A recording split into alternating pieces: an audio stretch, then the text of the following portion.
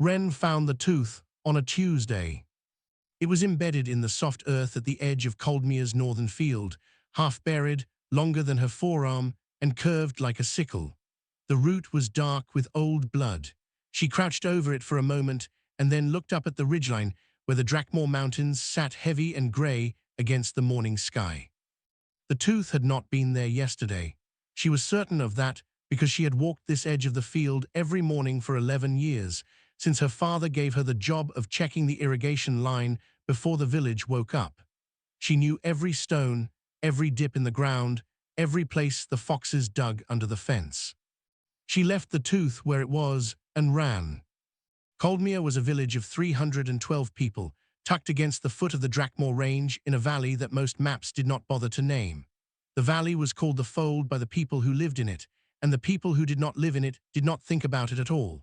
It was the kind of place that survived by being invisible, no gold veins, no river trade route, no castle, just grain and goats and a salt mine that produced barely enough to matter. Dragons had raided the Fold twice in living memory. The first time, Wren had been 4 years old and remembered only smoke and her mother's arms. The second time, 6 years later, a young dragon had taken 12 goats and a barn roof and left. Both times, there had been no warning, no tooth in the field, no sign at all. This felt different. The village elder was a woman named Osler. She was 61, walked with a stick, and had the particular quality of someone who had spent decades listening to problems before deciding anything. When Wren brought her to the northern field and showed her the tooth, Osler looked at it for a long time without saying anything. A man named Dov came behind them, Wren's neighbor, a carpenter, broad-shouldered and generally skeptical of things that required urgency. He looked at the tooth and said, "One tooth doesn't mean anything." "One tooth means one dragon," Osler said. "Or it means a dragon passed through," Dov said. "Lost a tooth in a fight somewhere up on the ridge and it rolled down into the field. Doesn't mean they're coming here." Wren crouched again and pointed. "Look at the angle. This didn't roll anywhere. It came straight down, hard." Dov looked. He didn't argue after that. By mid-morning, the village had gathered in the square. Osler stood on the stone steps of the granary, the highest point in the center of Coldmere, and told them what she knew, which was limited. A dragon tooth, northern field, no other signs. She did not dress it up. She also did not tell them not to be afraid, because they had the right to be afraid, and she had never found lying to people about their situation useful. A man near the back called out, "We need to send to Harvorn." Harvorn was the Lord's seat 2 days east. "They have soldiers." "Soldiers against dragons," someone else said flatly. "Better than nothing." "Soldiers against dragons is barely better than nothing," said an old woman named Bet who raised goats on the western edge. She said it with the specificity of someone who had worked out the math. "A dragon takes a ballista bolt and shakes it off like a mosquito. I've heard the accounts." The square got quieter. Osler let the quiet sit. She was good at that, letting silence do the work of telling people that there was no easy answer before she offered them the hard one. "We don't run," she said finally. "The Fold is all we have. We don't know what is coming or when. We prepare." "Prepare what exactly?" Dov asked. He wasn't being difficult. He genuinely wanted to know. "Everything," Osler said. "Every flammable thing stored underground. The animals moved to the salt mine tunnels. Water barrels filled and placed at every corner. And everyone who knows anything about dragons, anything, comes and talks to me tonight." It was not a battle plan. They all knew that. 312 people with farming tools and carpenter hammers and a salt mine were not going to defeat a dragon with preparation and water barrels. But Osler had not said they were going to defeat anything. Wren went back to the northern field after the meeting, while others began hauling straw and wood into the mine tunnels. She stood at the tooth again and looked up at the Drakmore Ridge. The sky above it was clean and cloudless, which was the worst kind of sky for watching, because anything coming over that ridge would be visible for only a few seconds before it was already above you. She thought about her father, who had taught her to walk the field every morning. He had said once that the point of checking the irrigation line wasn't to fix it if it was broken. The point was to know it so well that you'd notice the moment something changed. Notice first, he had said, then think, then decide, in that order. Skip the first step and the other two don't matter. She had noticed that had to count for something. She pulled the tooth out of the earth. It took both hands and her whole weight. She carried it back to the village and set it on Osler's table because she thought Osler should have it near her while she planned. She didn't know why, it just felt right to keep the evidence close. Above the Drakmor Ridge, something enormous shifted in the clouds and moved on. Not yet. The man who knew the most about dragons was not who anyone expected. His name was Seth. He was 47, missing 2 fingers on his left hand, and he ran the village's only tavern, which served one kind of ale and was closed on Sundays because Seth liked Sundays quiet. He had no particular reputation for bravery or wisdom. He was known for remembering drink orders, keeping a fair count, and having once punched a traveling merchant who cheated at cards. That was the whole of it. He came to Osler's table that night because he had spent 4 years before Coldmere working on a survey crew that mapped the lower Drakmor range for a mining company out of the capital. The survey never produced a mine, the rock was wrong, but it had put Seth within close distance of dragon territory 3 times, and the survey crew chief, a hard woman named Petra, had taught everyone in the crew dragon behavior the first week, the same way you teach someone not to put their hand in a fire. Not theory, practical things. Seth sat down across from Osler and spread his remaining fingers flat on the table. First question, he said, did the tooth come out cleanly or was it broken? Cleanly, Ren said. She was sitting in the corner. No one had asked her to stay, but no one had asked her to leave either. Seth nodded slowly. Dragons lose teeth naturally when they get very old or when they're sick. A tooth that comes out clean, root intact, dropped in a field, that's a sick dragon or an old one. Is that better or worse? Dov asked. He was leaning against the door, arms crossed. For us, I don't know yet. Seth turned the tooth in his hands. A sick dragon can be more unpredictable, but a dragon that is very old or weakened may be raiding out of desperation rather than power. It may be moving slower. He paused. Or I may be completely wrong. I'm a tavern keeper who once camped near some dragon nesting ground for 4 years. Petra knew more than I do, and she's dead. Osler said, what else? They don't raid what they can't use. A dragon coming to Coldmere wants food, livestock if we have it, stored grains sometimes. There's something in certain grains that they process differently to us. They don't come for people unless people get in the way. He looked around the table. The worst thing anyone in this village can do when a dragon comes is to be standing outside with a weapon. So we hide, Dov said. The word had contempt in it, but not much. Mostly it was just a man trying to understand what his options actually were. The animals are already going underground, Osler said. Dragon will smell them, Seth said immediately. The tunnels won't mask the scent, but it will slow them down. A dragon trying to get into a mine entrance built for humans is difficult for them. The body shape doesn't work, he thought for a moment. The issue is the grain stores. If those are above ground, that's what gets taken. Maybe the village too, if the dragon is frustrated enough. There was a silence. Then we move the grain, Ren said from the corner. Everyone looked at her. She was 19 years old and the daughter of a dead farmer and had no official position in any of this. But she had found the tooth and carried it here, and she had been listening for an hour, and the answers seemed clear to her.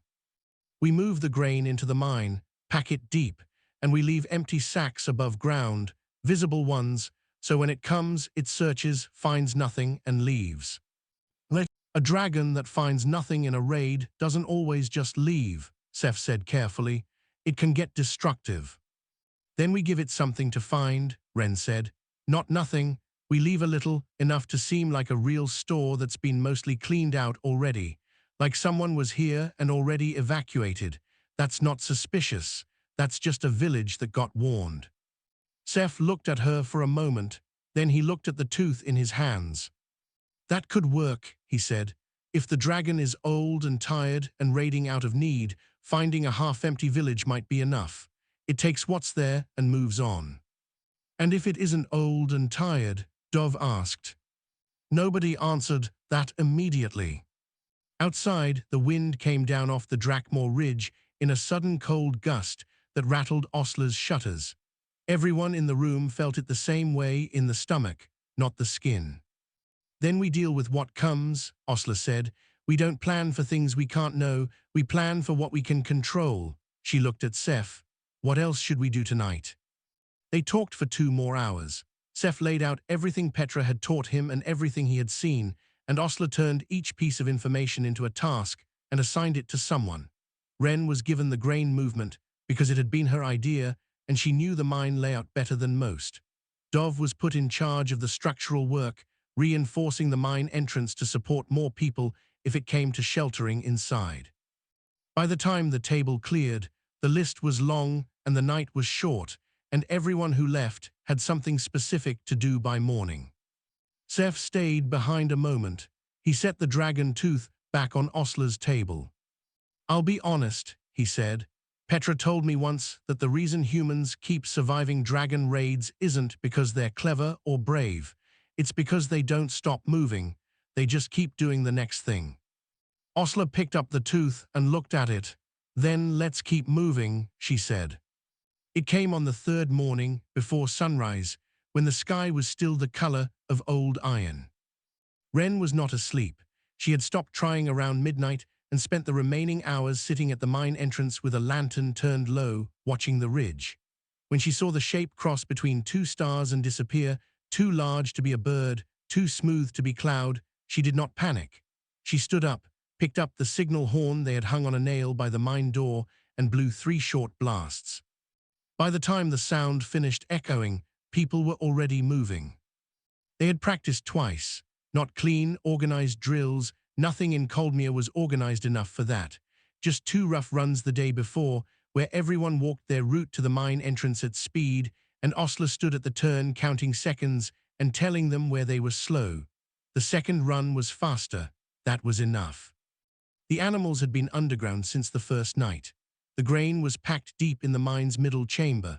Above ground, they had left what Wren and Seth had agreed on: 2 partial sacks of rye flour near the granary door, an old hay bale, a few empty crates that looked like they had recently held something.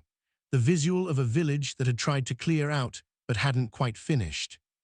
The last people through the mine entrance were Dov and an old man named Cress who moved slowly and needed a hand on the slope. Wren counted them through and pulled the reinforced timber door shut from inside. She dropped the bar. Dov had spent 2 full days on that door, and it was solid work. They could hear it then, not roaring, nothing so simple. It was a sound like a very large weight shifting, like the mountain itself resettling, but rhythmic. Wing beats, dropping in frequency as something large slowed its descent. The mine was dark except for lanterns. 300 people in stone tunnels, quiet the way only genuinely frightened people can be quiet. Even the animals had gone still. Wren moved to the forward tunnel, the one that angled upward to a narrow crack in the hillside that Seth had found on the 2nd day of preparation. Not an exit, too tight for that, but a sightline. 4 inches of open sky. She pressed her eye to the gap. The dragon was in the village square. She had seen depictions, carvings in old stone, a painted panel in the temple at Harvorn that she had visited once as a child. None of them had prepared her for the scale. It was the size of a building, not a small building. It moved through Coldmere's narrow streets the way a flood moves through a channel, not choosing to knock things aside, just too large for any other outcome. The grain house lost its upper wall. The fence around the square was simply gone. But it was moving slowly. That was the first thing she registered clearly. The coloring was wrong too, in a way she could not name. Seth had described the dragons he had seen as vivid, scaled in deep red or black or gold, bright in the way that dangerous things often were. This one was muted. The scales had a grey tinge at the edges. The movements had a quality of something that was working harder than it looked. Old, she thought. Seth was right. It went to the granary first.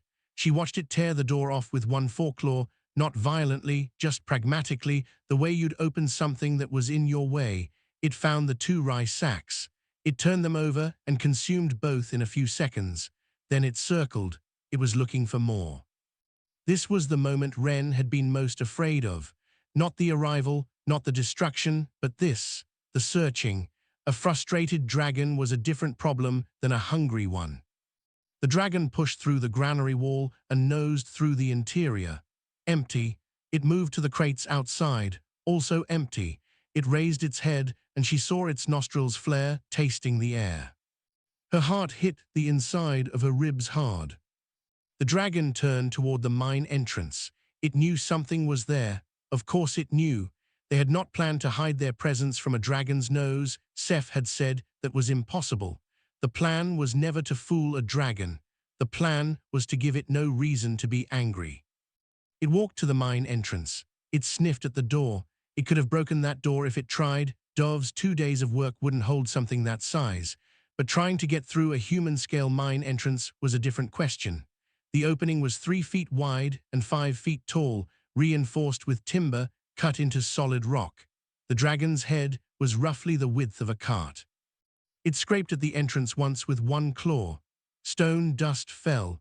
People behind Ren in the tunnel made sounds they immediately suppressed. The dragon sat back on its haunches and seemed to consider the situation. Then it turned away. It went back to the square. It took the hay bale. It circled the village one more time, slow, dragging. Then it climbed, heavily, laboring, back into the sky. The sound of its wing beats was exhausting to listen to, like something pushing against a weight it resented. Ren stayed at the crack in the hillside until the sound was gone, and then gone longer still, because she did not trust herself to have judged the distance correctly. She turned back to 300 people in a dark tunnel and said quietly, "It's leaving." The silence after that was different from the silence before. It had a texture that was almost impossible to describe, something between grief and relief, the particular feeling of having prepared for the worst and received merely the very bad. Dov let out a breath that seemed to go on forever. Osler from somewhere in the middle of the crowd said, "Wait another hour, then we check." They waited. The damage was real, and it was bad, but it was not the end of anything. The granary's upper wall was gone. The fence around the square was destroyed. 2 homes had lost portions of their roofs where the dragon's tail had caught them while turning. The grain house doorframe would need full replacement. The square itself was a ruin of claw marks and pressed earth, deep gouges in the stone where something enormous had sat and thought. Ren stood in the middle of it and made a list. She was doing it in her head at first, then Osler handed her a piece of charcoal and a board and told her to write it down, and she did. Every building, every damage type, every estimate of timber and labor. The list was long, but it was finite. That mattered. Seth came out of the mine with everyone else, and he walked the square with the expression of a man checking his arithmetic. He had calculated this as the likely outcome, and the outcome had matched his calculation, and he didn't look satisfied so much as deeply tired. "It ate the rye," he said. "Both sacks," Ren confirmed. "And moved on." "Yes." He nodded, old, running low, looking for easy food. This was a hungry animal, not a territorial one. He paused at the granary wall, examining the break. Didn't burn anything, did it? "Nothing." He looked up at the sky, too tired to burn, takes energy, that does. He pulled at a loose stone in the broken wall, testing the surrounding structure. This is all fixable. It took the village 3 weeks. Not 3 weeks of unbroken misery, 3 weeks of work that had a particular quality to it that Ren found hard to explain later when she tried. People showed up without being asked. The carpenter families worked on the structural repairs. The farmers who had grain knowledge took stock of what had been saved and what was lost and began planning the adjustment to the season. Bet, the goat woman, produced an accounting of what she called mine time feed cost for the animals, how much had been consumed while underground, and presented it to Osler as a proposal for collective reimbursement, so no single family carried an unfair share of that cost. On the 4th day, a rider arrived from Harvorn. He was a young soldier, sent by the Lord's garrison when someone in a neighboring village had reported seeing a dragon fly over the range. He rode into Coldmere, looked at the repairs underway, and asked who was in charge. Osler came out and stood in front of him. He looked at the square, still partially cleared. He looked at the new timber framing going up on the granary. He looked at what was clearly a functioning village in the middle of organized recovery from something significant. "We received a report of dragon activity," he said, sounding confused. "Correct," Osler said. "Was there," he seemed to be searching for words, "a casualty report?" "No casualties." He stared at her. "None." "None." He looked around the square again, as if there might be casualties he had missed. The garrison expected to find. He stopped, started again. Lord Harvorn's understanding was that the fold had been attacked. "We were raided," Osler said. "Not attacked. There is a difference, and we understood it before the dragon arrived." The soldier had no particular response to that.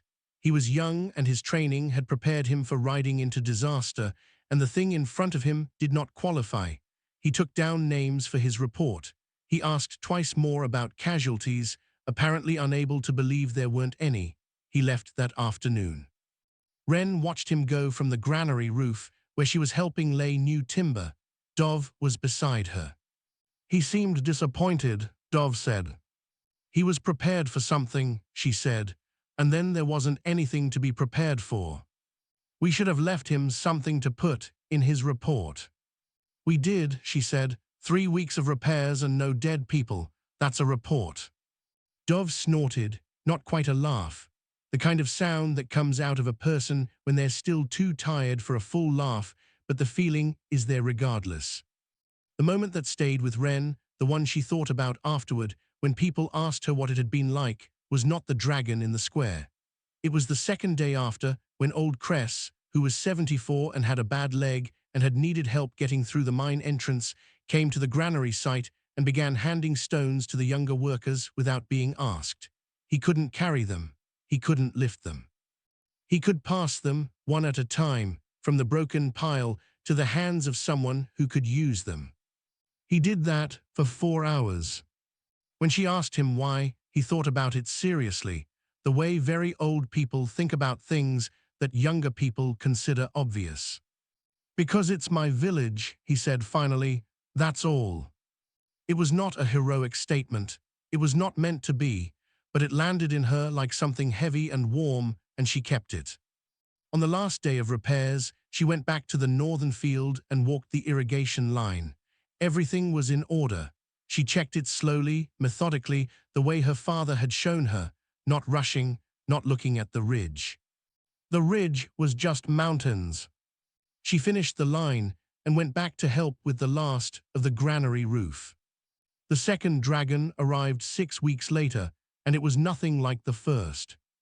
This one was young. Wren knew it immediately because it did not come quietly. It came fast and low over the ridge at midday, and the sound it made was not the heavy laboring of the first. It was sharp and reckless, the way a thrown stone sounds different from a dropped one. She had been eating lunch at the field edge when the shadow swept over her, and she was on her feet and moving before the shadow finished passing. But she did not run to the mine. She ran to the village square and rang the bell 3 blasts, the signal they had practiced, and then she stood in the center of the square and watched it come down. It landed in the field north of the village, not the square. It had missed, or it had chosen to land short, she couldn't tell which.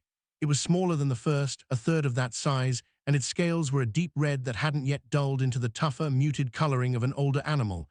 It moved quickly, head swinging, assessing. This one was not hungry in a desperate way. This one was curious, or arrogant. Those two things looked the same from a distance. People were evacuating behind her. She could hear the controlled movement, the mine door opening. She kept her eyes on the dragon. Seth appeared beside her. "What are you doing?" he said, quietly and with great restraint. "Looking at it," she said. "It's going to look back." "I know." It did look back. It turned its head and fixed both eyes on the 2 humans standing in the empty square. Its attention was a physical thing. She felt it like a hand on her chest. Seth did not run. She had not expected him to. He was the kind of person who moved when there was somewhere useful to go and stayed when there wasn't. He stood beside her, and they looked at the dragon, and the dragon looked at them. "Young," he said. "Yes." Testing range, first or second solo flight probably, looking for something to establish itself with. He kept his voice completely level. "This is not a raid." "Then what is it?" Posturing, he shifted his weight slightly. "The worst thing that happens here is we run. Running says prey. A young dragon that believes it found prey this close to a human settlement will come back with that information for the rest of its life. Ren thought about that, so we don't run." "We don't run." The dragon moved toward the village fence. It was slow, deliberate, like something that believed its own size was an argument. It was. The fence was irrelevant. It stepped over it without noticing. It entered the square. Its footsteps left deep impressions in the packed earth that Dov had just finished leveling after the first raid. Ren held very still. Everything in her body was telling her to move. She overrode it, not through bravery exactly, more through the complete absence of a better option. The dragon stopped, roughly 12 feet from them. Up close, the eyes were extraordinary, not the flat eyes of an animal, something with more going on behind them than appetite. It looked at her the way a person looks at a puzzle they have not seen the shape of before. She looked back. The moment extended to a length that had no reasonable duration. She was counting her heartbeats involuntarily. She got to 31. The dragon made a sound. Low, not threatening, inquisitive, was the best word she could find for it later.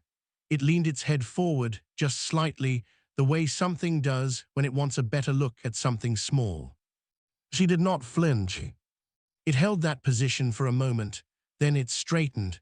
It looked around the square, at the repaired granary wall, at the new timber on the roof, at the emptiness of a village that had clearly moved itself underground. It looked back at the two humans. Then it turned and walked back out the way it had come. It did not fly immediately. It walked into the north field and stood there for a long while, which was somehow more unnerving than anything else.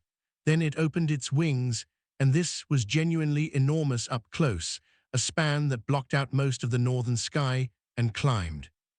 Ren let out a breath. Seth sat down on the edge of the broken fountain, which had never been fixed after the first raid because it was low priority. He put his face in his two-fingered hand for a moment. "Well," he said. "It worked," Ren said. Her voice was steadier than she expected. "Don't assume that's repeatable." "I know. A different young dragon might have." "I know, Seth." He looked up at her. He had the expression of a man who had just watched someone do something that could have killed them, and was now trying to decide if it had been stupid or necessary, and was arriving, reluctantly, at necessary. "Your father taught you that field walk," he said. "Notice first." "Yes." "What did you notice when you looked at it?" She thought about it honestly, that it wasn't sure what we were, she said. It had never had something small just stand there before. It didn't know what to do with us. Seth nodded slowly. "Uncertainty," he said. "We found the one thing that size doesn't solve." People came out of the mine in groups. They were quiet in that way again, the surviving quiet, the rearranging quiet. Osler came out last and surveyed the fresh damage to the square floor with a look of tremendous personal affront, then looked at Ren. "Tell me," she said. Ren told her. Osler listened to all of it. When it was done, she looked at the impressions in the earth where the dragon had stood, 12 feet from two people who had not moved. She didn't say it was brave. She said, "Good thinking." That was better. Word traveled the way it always does in small places, slowly and then all at once. By the end of the season, other villages in the Fold region had heard the shape of what had happened in Coldmere, not the truth exactly, not the specific careful work of it, but something close enough. A village that had survived 2 dragon visits without casualties. A healer who sat with the elder for 2 hours and laid out everything he knew. A girl who stood in an empty square and didn't run. The story moved and changed as it moved. the way stories do, and by the time it reached the Lord's seat at Harvorn, it had become something vaguely heroic and almost certainly exaggerated. Osler received a formal letter from the Lord's steward. It asked, in the careful language that officials use when they cannot admit they were useless, whether Coldmere would be willing to share its methods with garrison advisors. She wrote back, she said yes. Seth went to Harvorn in the early winter because he was the one with the actual knowledge, and because, as he pointed out to Osler, the tavern was slow in winter anyway. He spent 4 days talking to garrison officers about dragon behavior, about the difference between territorial raids and hunger raids, about what a young ranging dragon looked like versus a hunting one. He was not diplomatic. He used plain words and specific examples, and when the officers asked questions that showed they had thought of dragons only as things to fight, he told them directly that fighting was the last option and the worst one, and everything before that point was where the real work happened. Some of them listened, some did not. He came home without any particular certainty about which group was larger. Wren, meanwhile, had started writing things down. She hadn't planned to. It started as practical notes, her record of the grain inventory, the repair costs, the mine capacity, and at some point it became something else. An account. She wrote down Seth's knowledge about dragon behavior, everything she could remember from those conversations. She wrote down the preparation timeline, what had worked and what had almost not worked. She wrote down what it had felt like to stand in the square with a young dragon 12 feet away and not move, and what she had seen in its eyes, and what Seth had said about uncertainty being the one thing size couldn't solve. She was not a writer. The sentences were clumsy in places and she knew it. She wrote them anyway. Osler found her at it one evening and read several pages over her shoulder without commenting. When she finished, she said, "Keep going." "It's not well written," Wren said. "It's true," Osler said. "True is better than well written." Wren kept going. The dragon did not return, not the young one, not the old one. The North Field remained undisturbed through winter and into the following spring. She checked the irrigation line every morning. She watched the ridge. Nothing crossed between the stars. In early spring, a family from a smaller settlement 2 valleys over arrived in Coldmere asking about the mine tunnels. They had heard the village had survived using them. Osler showed them. She explained what Seth had said about scent masking not working and why the plan had never been about fooling a dragon's nose. She explained the DK stores. She explained the sightline that Seth had found. They asked if they could map the system. Osler said yes, and she told them about the other settlements nearby and suggested they might benefit from talking to each other. It was not a plan. Osler was not a general, but she had spent 61 years understanding that the thing that kept small places alive was not walls or weapons, it was people knowing what other people knew. Information moving, someone who noticed something telling someone who could use it. Wren, thinking about this later, thought that was the real thing they had done. Not survived. Lots of villages survived dragon raids through luck and circumstance. They had done something different. They had paid attention. They had thought before they panicked. They had organized their information and then done the next thing and the next, without waiting for someone from outside to come and tell them what to do. Cress died that spring. He had been 74 and had known this was likely to be his last winter, and he had spent those months doing things in the village that needed doing at whatever pace his body allowed, passing stones, as it were, from one pair of hands to another. They buried him on the ridge above the North Field because he had liked the view. At the grave, Osler said simply that Cress had been a man who showed up, not a man who had done great things, a man who had kept showing up. That was what she said. Wren thought about that for a long time. She finished the account in midsummer. It was 63 pages, which was longer than she had planned and probably still not long enough. She made 3 copies by hand, one for Osler, one for Seth, one that she sent to the Lord's archives at Harvorn with a note explaining what it was and why it might be useful to other villages in the region. She did not know if anyone would read it. She went back to checking the irrigation line every morning because the fields needed it, and because the checking itself had a value that was not about the line. Her father had understood that.